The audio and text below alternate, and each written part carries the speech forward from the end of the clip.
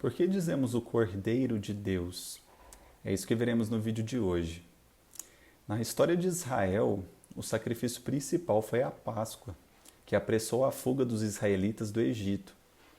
Foi na Páscoa judaica que Deus instruiu toda a família israelita a tomar um animal sem defeito, sem ossos quebrados, degolar esse animal e passar seu sangue na ombreira da porta. Os israelitas deveriam comer esse cordeiro naquela noite. E se eles fizessem isso, os primogênitos seriam poupados. Se não fizessem, seus primogênitos morreriam aquela noite, juntamente com todos os primogênitos dos seus rebanhos, conforme nós vemos no Êxodo, capítulo 12, versículos de 1 a 23. Esse cordeiro sacrificial morreu como expiação no lugar do primogênito da casa. A Páscoa, nesse contexto, foi um ato de redenção, um verdadeiro resgate. Contudo, Deus não apenas resgatou os primogênitos de Israel, mas os consagrou como um reino de sacerdotes e uma nação santa, conforme nós vemos no Êxodo capítulo 19, versículo 6. É uma nação que ele chamou de seu filho primogênito. O Senhor então pediu aos israelitas para comemorarem a Páscoa todos os anos e até deu as palavras que deveriam ser usadas no ritual para explicar às gerações futuras quando forem perguntados: que rito é esse que está celebrando? Aí direis, é o sacrifício da Páscoa para o Senhor que passou diante das casas dos filhos de Israel no Egito, quando golpeou o Egito e libertou nossas casas. A gente vê isso no Êxodo capítulo 12. Né? A obrigação de oferecer sacrifícios foi mantida ao longo dos séculos. E nós sabemos que Jesus cumpria as leis judaicas referentes ao sacrifício. Ele celebrava a Páscoa todos os anos em Jerusalém. E é de se presumir que ele comesse o cordeiro sacrificado junto com a sua família. E consumir o cordeiro era o único jeito de um judeu fiel renovar a aliança com Deus. E Jesus era um judeu muito fiel. Mas a importância da Páscoa na vida de Jesus é muito mais que um ritual. É um momento fundamental para a sua missão. Jesus é o cordeiro. Quando Jesus estava diante de Pilatos, o apóstolo João observa que era o dia da preparação da Páscoa por volta da 6ª. João sabia que era na 6ª que os sacerdotes começavam a imolar os cordeiros pascais. E esse é o momento do sacrifício do Cordeiro de Deus. E logo em seguida, João relata que nenhum dos ossos de Jesus foi quebrado na cruz para que se cumprisse a Escritura. E que Escritura é essa? É o próprio livro do Êxodo, capítulo 12, versículo 46, que estipula que os ossos do Cordeiro da Páscoa não sejam quebrados.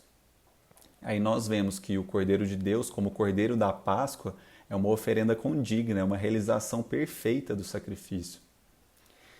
Para expiar as ofensas contra um Deus que é bom, infinito e eterno, a humanidade precisava de um sacrifício perfeito, um sacrifício bom, puro e infinito como o próprio Deus.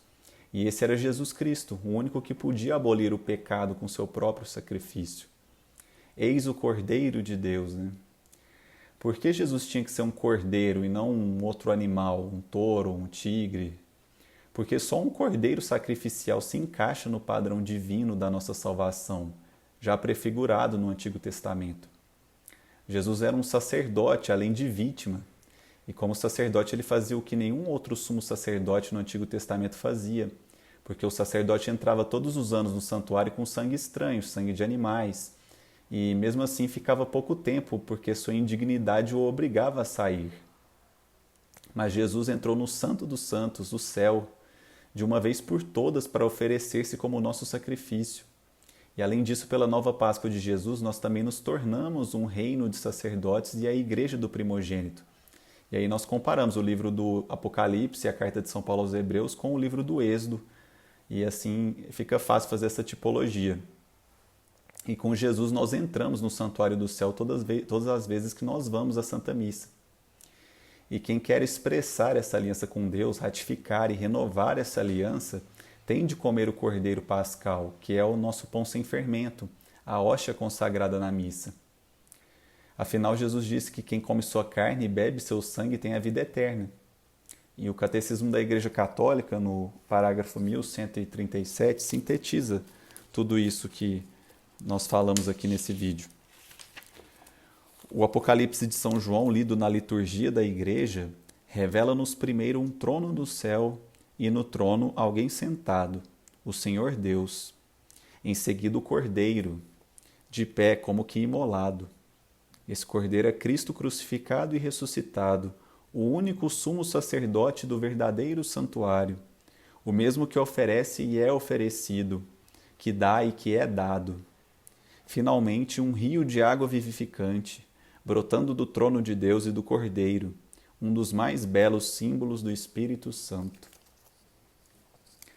Bom, esse é um resumão, né, dessa dúvida que foi colocada por uma inscrita aqui na nossa página. Espero ter ajudado e eu gostaria de recomendar esse livro, do qual foram retiradas essas reflexões, é O Banquete do Cordeiro, do Scott Hahn, A Missa Segundo um Convertido. Um livro fantástico que eu recomendo a leitura a todos nós católicos e também aqueles não católicos, né, que estejam buscando a verdade sobre a missa, né, sobre o sacrifício de Jesus Cristo. É um livro fundamental.